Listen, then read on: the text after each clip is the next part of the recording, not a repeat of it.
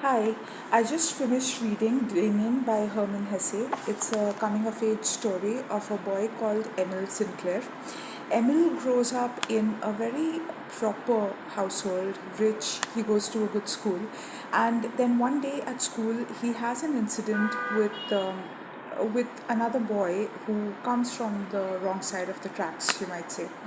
And it is this clash of the two worlds that is the first indication that Sinclair gets that perhaps the world that is so sanitized for his benefit, for I mean in his house, maybe that is not the optimal world, because there is a life and a way of living that is different from the way his family lives, and the people who do engage in that kind of life seem to be thriving.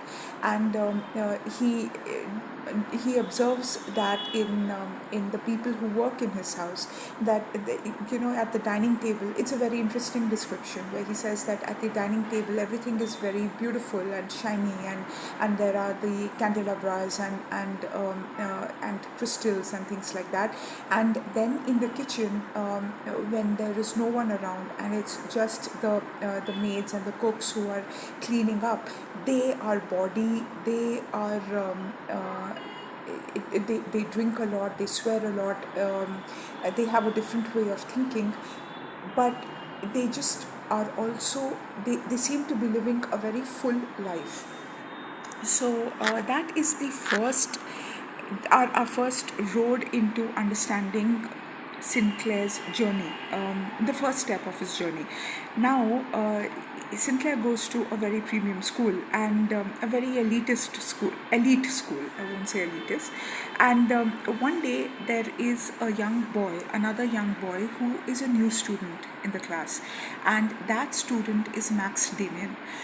Max Demian will play a very pivotal role as a psychological force, you might say, in Sinclair's life.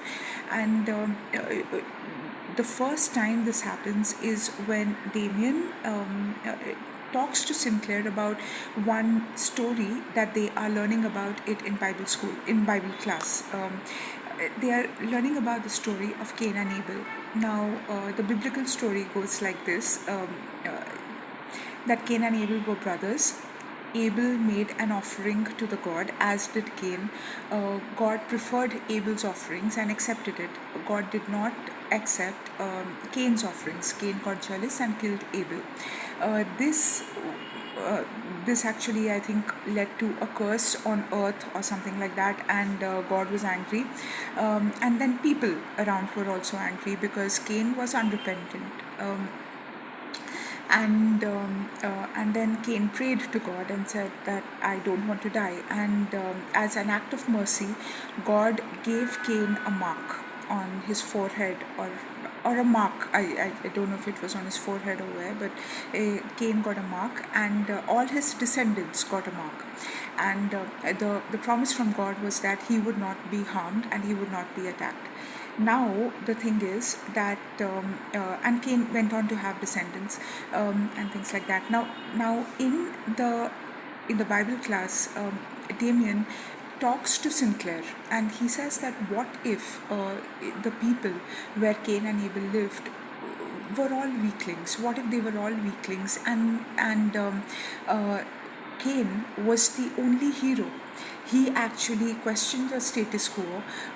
He wanted to bring about a change, and they cursed him by giving him a mark, so that all people who were free thinkers, individual thinkers, they would all be easily identifiable and then suppressed. And this seed is what enters Sinclair's mind, and then in the course of his life, as he leaves childhood and becomes an adolescent, as he leaves adolescence and becomes a young adult, you see that seed becoming deeper. That what is the role of a hero, what is the role of a god, what is the role of destiny, what is the role of life, and what is the role of self. Damien's impact on Sinclair is pretty much what this book is about.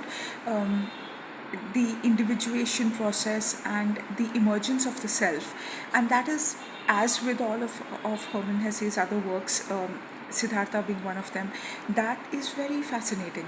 That that how do you reconcile yourself with your destiny, because ultimately that is the only truth. Everything else and that's what the book basically talks about. That everything else, like whether it's a religion, whether it's a philosophy, whether it is even science, or some kind of an intellectual pursuit, are all roadways. And if it is not leading you to be ready for your destiny, to become that strong in yourself that you are ready for what comes your way, then what has been the point? In the course of this individuation, there are other certain devices that are used that are very fascinating.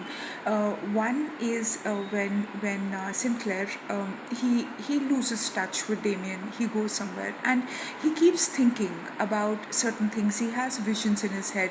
He has a dream about a different kind of bird or something that is cracking out of an egg, and this symbolism of the bird emerging from the egg is now, in the book, it takes on different meanings actually, because it's different things for different people. But at one point it is the dawn of a new world order, that and there's a reference to that towards the end of the book, where Demian and Sinclair, and like-minded people, keep talking about how heavy the world has become, how burdened it has become by so much artifice, so much pain, and so much escapism. This very almost demonic, desperate escapism. Um, that that there is no other way for it all but for it all to get demolished and a new world order to take hold.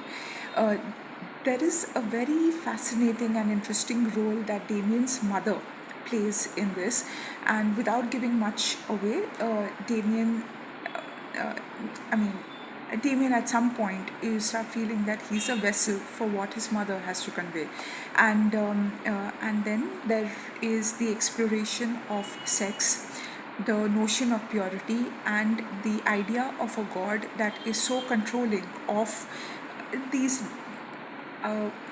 base instincts, if you call them base, or natural instincts, if you call them natural.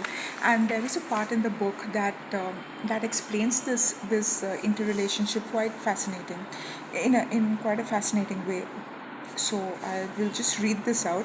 This is what Demian tells Sinclair, when Sinclair is a little bothered by the urges that he's getting, but he's not very comfortable with either exploring or indulging it, and he is incapable of suppressing it. So, okay, so this is what Damien tells him.